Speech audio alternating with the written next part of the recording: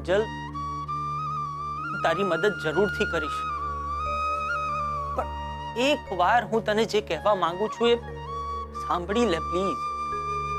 પછી કદાચ હું તને આ વાત કહેવાની હિંમત નહીં કરી શકું કિંજલ.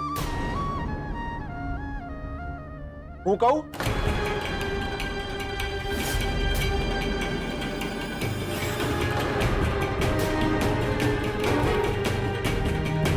જો એવું હોય તો કહેવામાં હું મદદ કરું.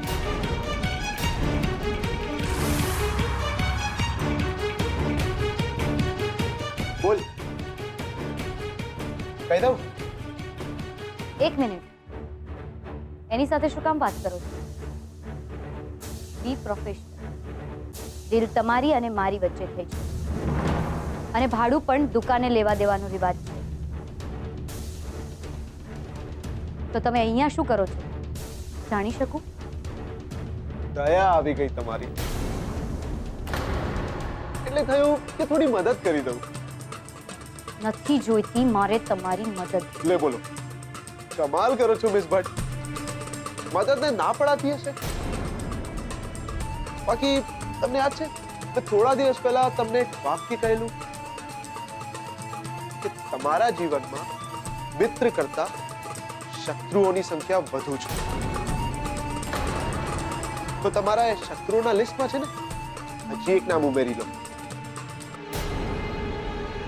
મિસ્ટર નીરવ શાંતિલાલ શાહ.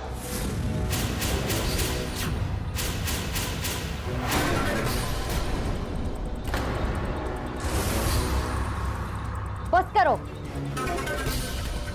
મારે તમારી એક વાત નથી સાંભળવી મિસ્ટર ઉત્કર્ષ શાહ. અરે મેડમ, એવું હોય? બાકી તમને યાદ છે ને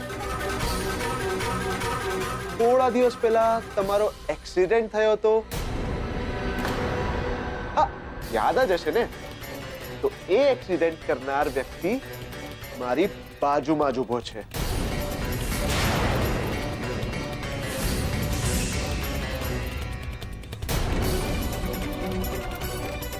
ખોટું છે, ખોટું છે આ બધું. એમ? જો આ ખોટું હોય તો નીરવ આ વાતનો વિરોધ કેમ નથી કરતો? જો જો જરા એનું મોઢું જો કેવું ઉતરી ગયું છે.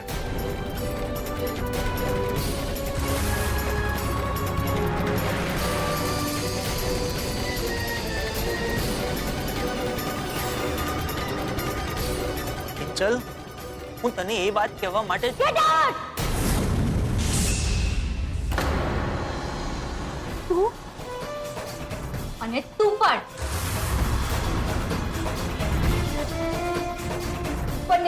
બંને જતા રહો મારી નજરની સામેથી, મારી આસપાસથી, મારી જિંદગીમાંથી.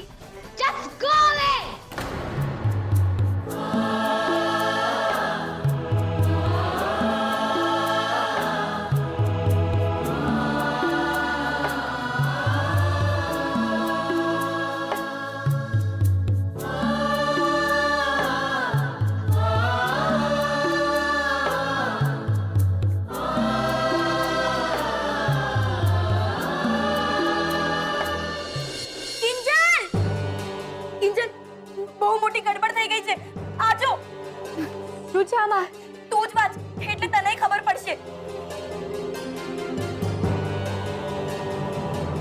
મને જીવનમાં તકલીફ ના થાય એ માટે સાહેબે મને સહારો આપ્યો,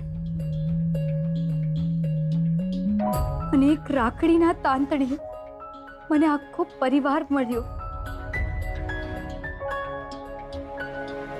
અને હવે જો મારા કારણે મારા સાહેબ અને મારા પરિવાર પર સંકટનું વાદળ તોડાતું હોય તો મને એ મંજૂર નથી. આવી પરિસ્થિતિમાં મારું ઘરને છોડીને ચાલ્યા જવું જ શ્રેષ્ઠ રહેશે. એટલે હું મારી મરજીથી જઈ રહ્યો છું. ભૂલચૂક થઈ હોય તો માફી. પપ્પા! કિંજલ! કિંજલ! કિંજલ શું થયું બેટા? કિંજલ, બધું ઠીક તો છે ને બેટા? બીજલ કોઈ આવ્યું તો અહીંયા? શું થયું કિંજલ? તે કેમ આવી રીતે બૂમ પાડી? અરે પણ બોલ તો ખરી, શું થયું? પપ્પા ગુલાબ આપણો ગુલાબ. ગુલાબ? શું ગુલાબનું શું? પપ્પા આ જુઓ, ગુલાબ આ ચિઠ્ઠી લખીને ઘર છોડીને ભાગી ગયો છે.